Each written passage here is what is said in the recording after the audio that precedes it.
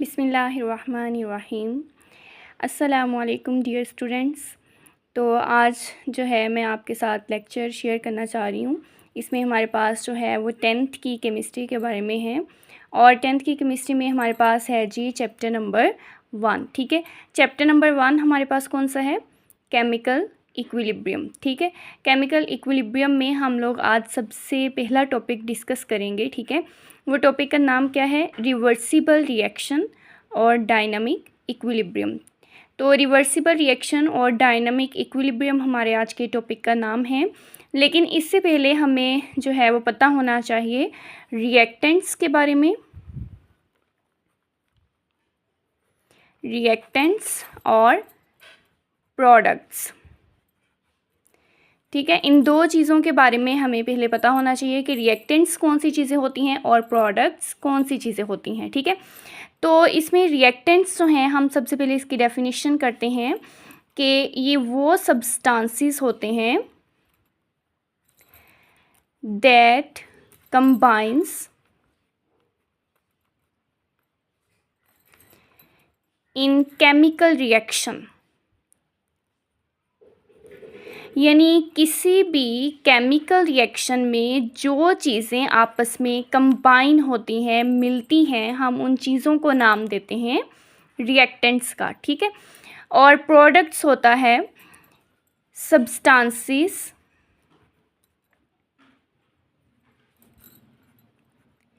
That formed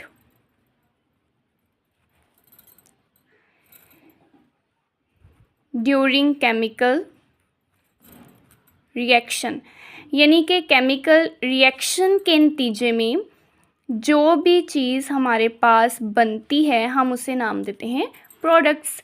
तो simply जो भी हम केमिकल रिएक्शन करते हैं उस केमिकल रिएक्शन में जो चीज़ें आपस में कंबाइन होंगी हम उन्हें नाम दे देंगे रिएक्टेंट्स का, और केमिकल रिएक्शन के नतीजे में जो चीज़ें बनेंगी हमारे पास हासिल होंगी हम उसे नाम देंगे प्रोडक्ट्स का। ठीक है, तो ये अगर आपको क्वेश्चन आए भी कि आप डिफरेंस करें रिएक्टेंट्स और प्रोडक्ट्स में, ठीक है, तो इनकी जस्ट डेफिनेशन लिखना काफ़ी नहीं होगा, हमें उसके साथ जो है वो इसकी एग्जांपल भी देनी होगी। ठीक है, तो एग्जांपल हम लेते हैं जी, जैसे कि हमारे पास है कि हमने हाइड्रोजन और ऑक्सीजन दोनों को कंबाइन किया। ठीक है, और इसके नतीजे में ये रिएक्शन हमारे पास हुआ है जी प्लाटिनम कैटलिस्ट की मौजूदगी में और हीट की मौजूदगी में। ठीक है, इसके नतीजे में हमारे पास बनता है 2H2O। ये हमारे पास एक पूरा केमिकल रिएक्शन है। ठीक है, तो इस पूरे केमिकल रिएक्शन में कौन सी चीज़ें कंबाइन हुई हैं? इस केमिकल रिएक्शन में हाइड्रोजन और ऑक्सीजन कंबाइन हुए हैं। ठीक है, तो इसका मतलब ये है कि हाइड्रोजन और ऑक्सीजन दोनों हमारे पास क्या हैं? रिएक्टेंट्स। ठीक हो गया, और इस केमिकल रिएक्शन के नतीजे में हमारे पास बनी कौन सी चीज़ है? 2H2O। ठीक है, तो इसका मतलब ये हमारे पास क्या बना?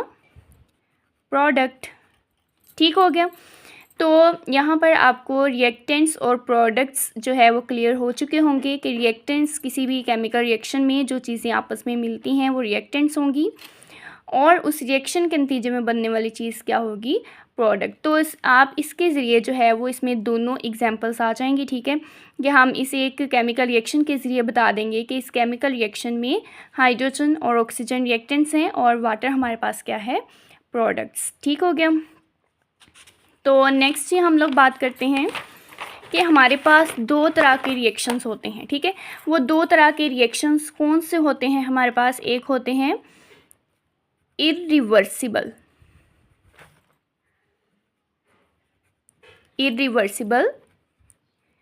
रिएक्शन। ठीक हो गया, और दूसरे हमारे पास होते हैं जी रिवर्सिबल रिएक्शन। इरिवर्सिबल रिएक्शन और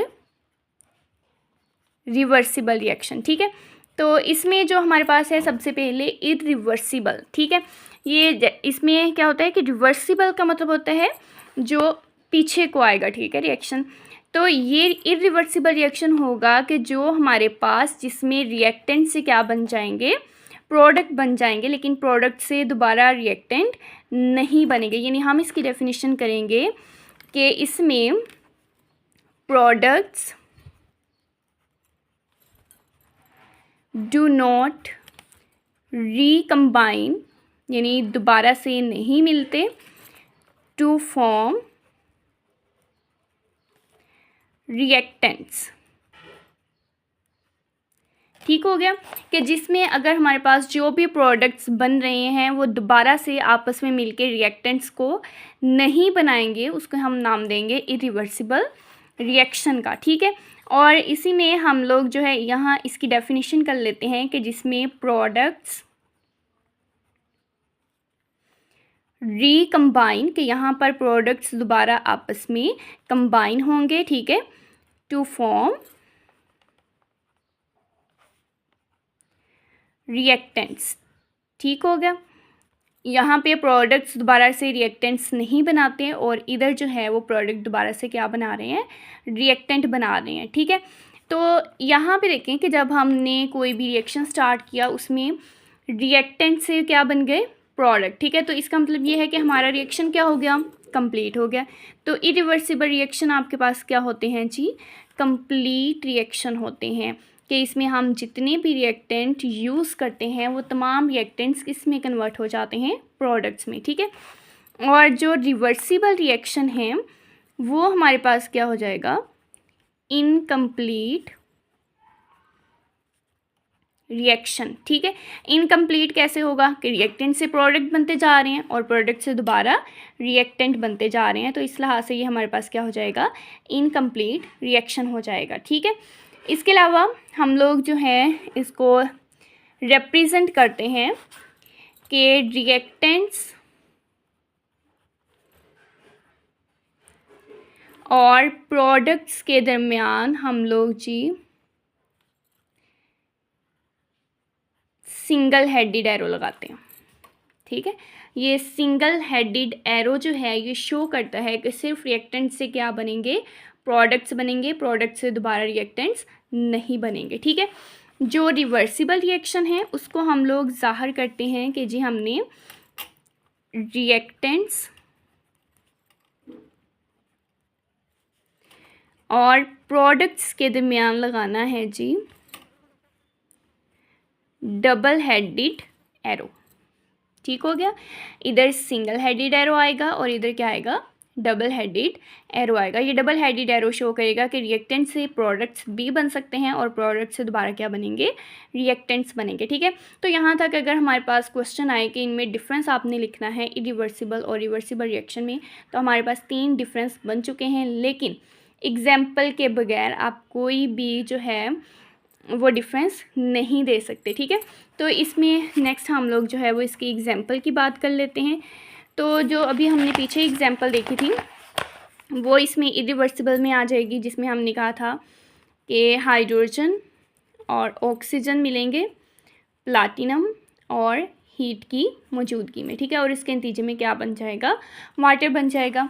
कि ये रिएक्शन सिंपल है, हमने हाइड्रोजन और ऑक्सीजन को कंबाइन किया है, ये दोनों रिएक्टेंट्स थे, इसके नतीजे में वाटर प्रोडक्ट बन गया है। ठीक है, अब दोबारा वाटर से जो है हमारे पास रिएक्टेंट्स नहीं बन रहे, तो ये हमारे पास क्या हो जाएगा, इरिवर्सिबल रिएक्शन हो जाएगा। ठीक है, और रिवर्सिबल रिएक्शन जो है इसके लिए हम लोग देखने जा रहे हैं कि हमारे पास एक एग्जाम्पल है जिसमें हम लोगों ने लिया है जी हाइड्रोजन और आयोडीन। ये जब आपस में मिलते हैं तो हमारे पास बनता है हाइड्रोजन आयोडाइड, ये हीट की मौजूदगी में होगा। ठीक है, अब इस रिएक्शन से हमें कैसे पता चलेगा कि ये रिएक्शन हमारा फॉरवर्ड है, रिवर्स है, या ये रिवर्सिबल है या फिर इरिवर्सिबल है, क्योंकि आयोडीन का कलर यहाँ पे होता है जी पर्पल, और जो हाइड्रोजन आयोडाइड है वो आपके पास होता है कलरलेस। तो इस वजह से हम लोग यहाँ पे आसानी से अंदाज़ा लगा सकते हैं कि हाइड्रोजन और आयोडीन जब अभी इन्होंने रिएक्शन नहीं किया होता तो इनका कलर क्या होता है जी, पर्पल होता है। इसका मतलब यह है कि अब रिएक्शन नहीं किया, जैसे ही ये दोनों आपस में रिएक्शन करते हैं तो हमारे पास बन जाता है हाइड्रोजन आयोडाइड और वो क्या हो जाता है, कलरलेस। ठीक है, तो ये जब उसका कलर जो है वो वहाँ से डिसअपीयर हो जाता है तो इसका मतलब ये होता है कि हमारे पास ये रिएक्शन कहाँ गया है, आगे की सिमत, ठीक है। इसको हम लोग नाम देंगे फॉरवर्ड रिएक्शन का। तो ये हमारे पास क्या हो गया, फॉरवर्ड रिएक्शन, ठीक है। अब ये जो हाइड्रोजन आयोडाइड है, ये जो है आपके पास जी हाइड्रोजन आयोडाइड, ठीक है, ये दोबारा से हीट अप होके दोबारा कन्वर्ट हो जाता है हाइड्रोजन में और आयोडीन में, यानी कलरलेस से ये दोबारा आपके पास क्या हो जाता है, पर्पल कलर में आ जाता है, ठीक है। तो ये कलर जब दोबारा हमारे पास अपीयर हो जाता है तो वो हमारे पास इंडिकेशन क्या होती है कि हमारे पास दोबारा से क्या हो चुका है कि पहले हाइड्रोजन और आयोडीन ने आपस में रिएक्शन किया और बना दिया हाइड्रोजन आयोडाइड, ठीक है। तो वो फॉरवर्ड रिएक्शन था। अब दोबारा हाइड्रोजन आयोडाइड से हाइड्रोजन और आयोडीन बना, तो ये हमारे पास क्या हो गया, रिवर्स रिएक्शन, यानी ये दोबारा आपके पास रिएक्शन जो है वो पीछे की तरफ आ गया है, यानी रिवर्स हो चुका है, ठीक है। तो इसका मतलब ये हुआ कि ये रिएक्शन हमारे पास जो है ये क्या है, रिवर्सिबल रिएक्शन है। तो इसको फिर हम लोग कंबाइन करके जो है वो लिखते हैं कि हाइड्रोजन और आयोडीन मिलते हैं और इसके दरमियान में हम लोग क्या लगाएंगे, डबल हेडेड एरो, ठीक है, और हाइड्रोजन आयोडाइड। ये डबल हेडेड एरो क्या शो कर रहा है कि ये क्या है, रिवर्सिबल रिएक्शन, के इसमें हाइड्रोजन और आयोडीन मिलेंगे तो बनेगा हाइड्रोजन आयोडाइड। ये फॉरवर्ड रिएक्शन होगा और इसमें हमारे पास जो इसका पर्पल कलर है वो क्या हो जाएगा, डिसअपीयर हो जाएगा, ठीक है। तो यानी कि ऊपर वाला हमारे पास क्या होगा, कम्बिनेशन, ऊपर वाले स्टेप में हमारे पास कम्बिनेशन होगी, ठीक है, और नीचे वाले स्टेप में हमारे पास क्या होगी, डीकम्पोजिशन। डीकम्पोजिशन का मतलब होता है टूटना। तो हमारे पास हाइड्रोजन आयोडाइड जो है वो टूटकर दोबारा हाइड्रोजन और आयोडीन में कन्वर्ट हो जाता है, ठीक है। तो ये फॉरवर्ड रिएक्शन और ये रिवर्स रिएक्शन हो जाएगा, ठीक है। तो इसका मतलब ये है कि जितने भी हमारे पास रिएक्शन होते हैं इरिवर्सिबल रिएक्शन, वो हमारे पास सिर्फ एक सिमत में जाते हैं जिसमें रिएक्टेंट से डायरेक्ट जो है वो प्रोडक्ट्स बन जाती हैं और ये रिएक्शन कंप्लीट हो जाते हैं, ठीक है। और जो होते हैं रिवर्सिबल रिएक्शन वो कंप्लीट नहीं होते हैं क्योंकि उसमें रिएक्टेंट से प्रोडक्ट्स भी बन रहे होते हैं, ठीक है, और प्रोडक्ट से दोबारा रिएक्टेंट्स भी बन रहे होते हैं, ठीक है। तो ये इनकम्प्लीट रिएक्शन माना जाता है और इनको हम लोग सिंगल हेडेड एरो से शो करते हैं। ये हमारे पास जो है वो डबल हेडेड एरो से शो किया जाता है, ठीक है। तो उम्मीद करती हूँ आपको आज के लेक्चर की समझ आई होगी, ठीक है, जिसमें हमने रिएक्टेंट्स और प्रोडक्ट्स के बारे में सबसे पहले डिफरेंस देखा है एग्जाम्पल के साथ, ठीक है। उसके बाद हमने रिवर्सिबल और इरिवर्सिबल रिएक्शन जो है इनमें डिफरेंस देखा है और इनकी भी एग्जाम्पल के साथ, ठीक है। उम्मीद करती हूँ आपको आज के लेक्चर की समझ आई होगी, ठीक है। इंशाल्लाह मिलते हैं अगले लेक्चर में। अल्लाह हाफिज़।